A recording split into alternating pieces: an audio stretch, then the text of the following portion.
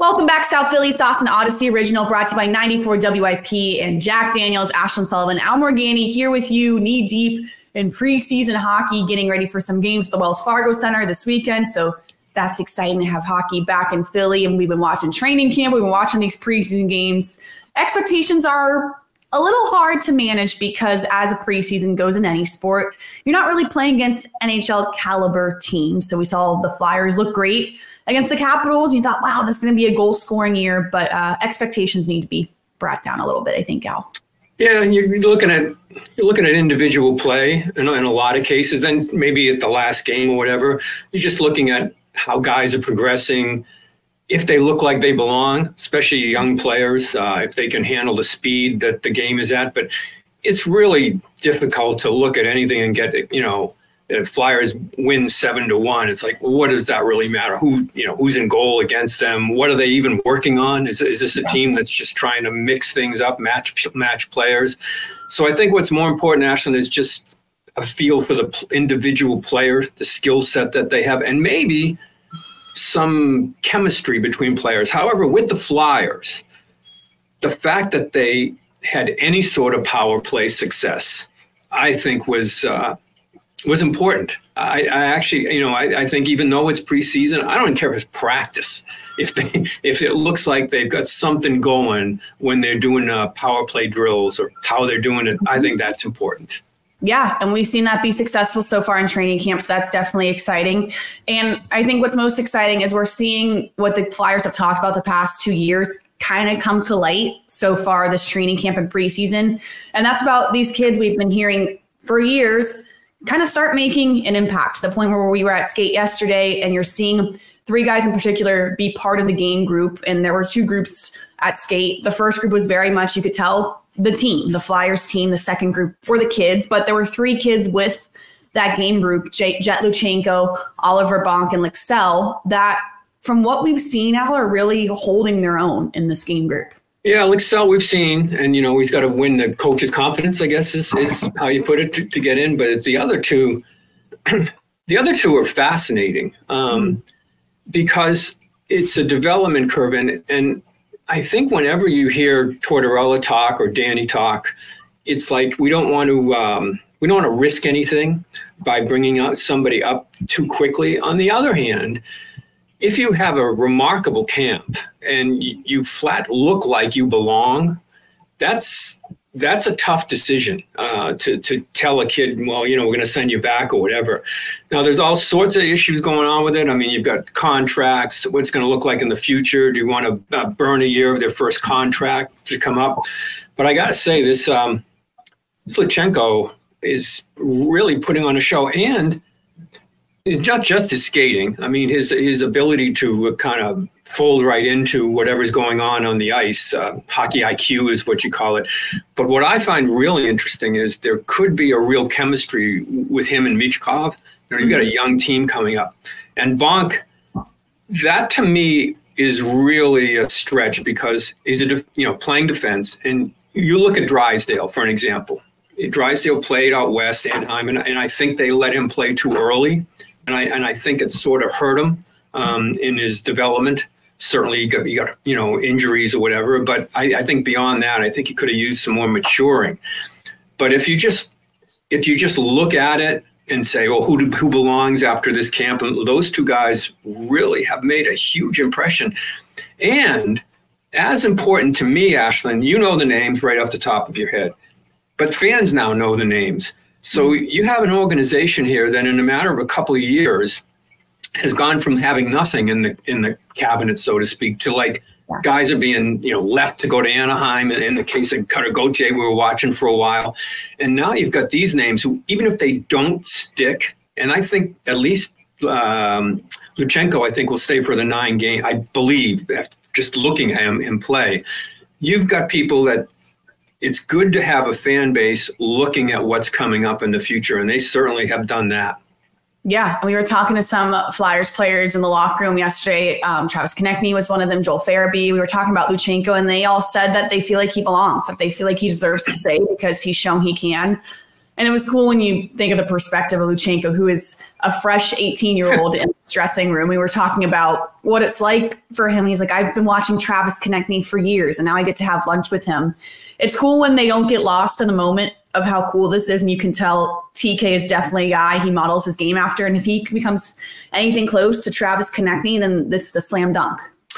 Yeah, and it's really interesting when you look at it and covering all sports, you see this. Now you're a Konechny, there's no danger of the kid's taking your job, right? No. However, when you're reading about this kid or listening about this kid and you're a fourth liner or a third, you're like, well, that might be my spot. Mm-hmm. So what it does, it pushes you too. And it makes everybody better. You don't want you want a dynamic tension. To get things going, to get the best out of everybody, to have, there's a freshman behind me. You even see it in college now. Like, oh, look at this guy coming up. I got to worry about this. So I have to push my game to another level. And I think that's what's going on a little bit too. And they do have, it sounds like a cliche, but it's a pretty good group. It's a really good group of guys that get along pretty well. And you bring Michkov in, everybody's pumped up for him and helping him speak English and everything. It's really nice to see. And I know Tortorella brings it up time and again, and it sounds like, oh, here we go with the old, good locker room to groom, so to speak. Yeah. But, having been in some rooms that weren't so good, it is a strength of this organization that they've brought all this group up. And when you bring a group of guys up like this, it helps you in the long run because they played together. Well, now they've got some kids that have played together in American League. And now you've got kids, even if it's just a training camp, they know each other. They already feel like they're part of the organization.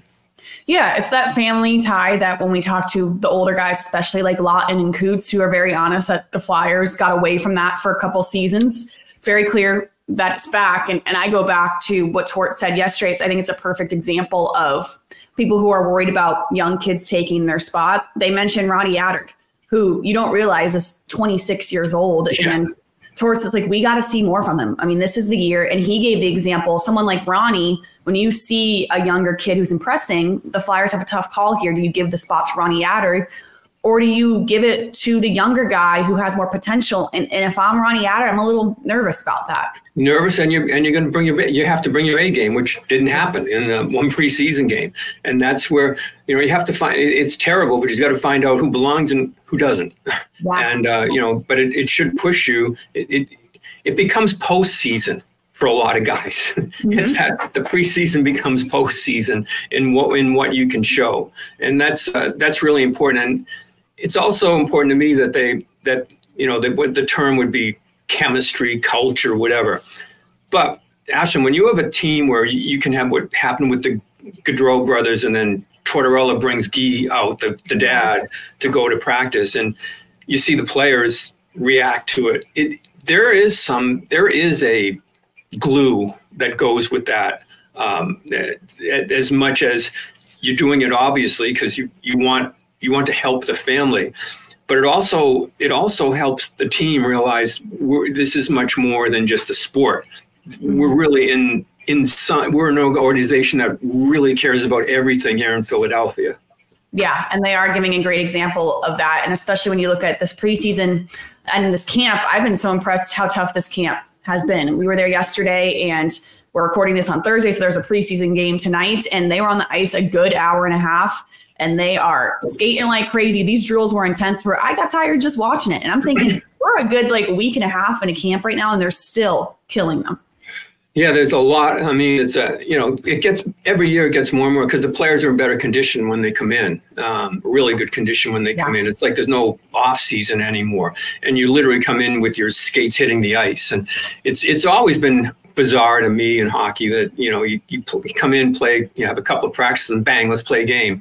And it's not a sport where you can kind of wade into a game, because there's some kid on the other team trying to make the team that's trying to knock your noggin off. So you're right into it really, really quickly. And by the time the regular season, you just can't wait. You just want to get through this, and let's just get this over with. Let's see our roster. Maybe we'll have a couple of kids to look at. But I think already they're like, let's just go to the regular season. Yeah, we still got a bit, though. There are still a couple preseason games here before we get to the real thing. And especially you mentioned the conditioning. That's a big story that we'll be talking about in our preseason broadcast of who looks different, who came back in good shape. I talked to Nick Seeler at practice, and he has a very strict regimen of what he does in Minnesota, to the point where Flyers strength and conditioning staff flew out to Minnesota to see what Nick does in his offseason, which was really cool. But I think more of the story is the guys that chose to stay. And we heard John Tortorella say that the strength and conditioning staff basically had no days off this summer because there was that many guys that stayed in Philadelphia. Cam York, Jamie Drysdale, two of the main ones. Jamie Drysdale said he put on 18 pounds of muscle. Cam York looks like a different person. I mean, this is someone that grew up before our eyes in 2 months. I don't know how much weight he put on. I'm going to talk to him about it today, but those are two guys that look totally different going into the season. Yeah, Cam looks, well, York looks bigger, obviously. He's a defenseman. I worry sometimes about guys getting too big if they're, if it limits their mobility in some cases. I don't think that's, with the young guys, it's hard to tell. I mean, like we mentioned, they come up so young, then they just get stronger and stronger, especially on defense, to be able to hit people. In New York, I've been a big fan forever, literally. I think he's going to be terrific. You can always use some of that. And here's the thing. If you put on the 18, you just mentioned the camp, what it's like. I wonder how long it's going to stay. It's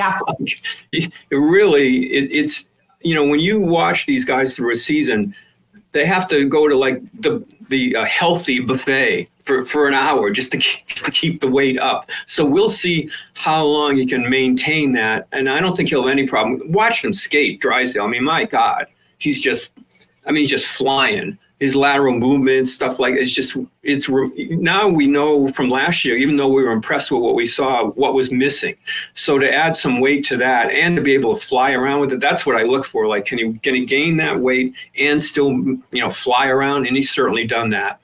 Yeah, it's to the point where I was with Nick Seeler and Jim Jackson, our play-by-play, and he wants exact weights. And I was like, this is so awkward that we're asking the guys exactly what they weigh. But Nick Seeler was talking about that, where I think he said he was like at 203, 205. But by the end of camp, these guys lose like 10 to 15 pounds. And I was like, well, the way to get around that is to just ask Jim Jackson for his exact weight and what he went into the summer at and what he is at now. And then that will end that conversation right there. It really would. I was like, I just can't. And I don't think anyone can relate to this. I was like a fly on the wall listening to this. I was like, this is not a normal person conversation. Like, oh, yeah, I lose 15 pounds in 3 weeks. Like, who says that?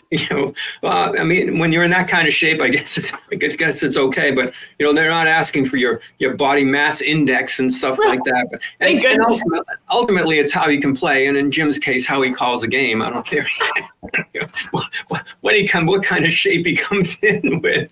But he's got to know, because, when we do our job, and he's got to fill all sorts of time, but he's a stickler for, got to have everything down to the absolute pronunciation, height, weight, speeds, all that stuff. All I have to do is say, that was a bad play, that's a good play. But he's got lots of homework to do while eating tasty cakes. Yeah, and I didn't think about in the preseason how tough this is. The Islanders, for example, because of course they're the Islanders, aren't releasing their lineup because they think it's a competitive advantage. They say that's nothing there, yeah.